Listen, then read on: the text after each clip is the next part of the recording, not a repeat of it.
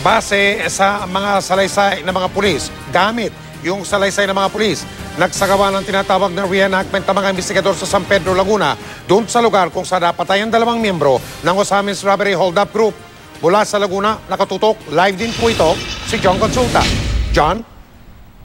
Mike, isinagawa nga kaninang umaga ang isang reenactment sa pangunguna ng PNP Fact-Finding Team at NBI bilang observer. Ito para malaman kung ano nangyari bago at matapos mabaril si Ricky Cadavero alias Kambal at Wilfredo Panagolinga alias Kulot. Mike, mismo mga pulis na naasangkot sa insidente ang siyang lumahok sa reenactment.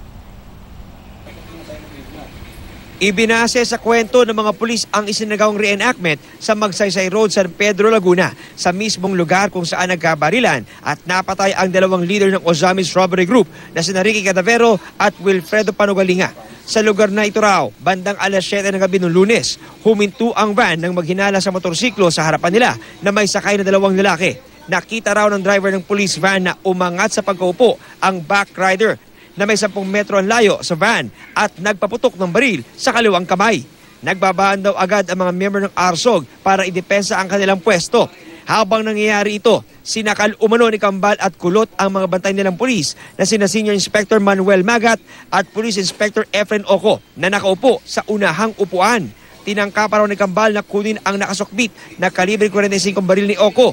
Pero nanlaban daw si Oco at nang makawala sa pagkakasakal, hinarap si Kambal at doon na binaril. Mula sa likuran, sumaklolo raw ang mga sakay ng backup na sasakyan ng van at sila ang nagdala sa 2 suspect sa ospital. Hindi na nagbigay ng ibang detalye ang fact-finding team kaugnay sa nangyari. Kasama raw ito sa investigasyon. Pero ang kwento ng mga pulis, iba sa nakita ng mga nakausap ng NBI at Commission on Human Rights. Sabi ng lalaking ito na nakakita raw sa insidente, hindi motor kundi isang SUV at isang sedan ang humarang sa police van. Ilang sasakyan? Nandito po. Nandun. Oo. 2 po. 2 sasakyan. Ilang tao po nandun? 2. 2.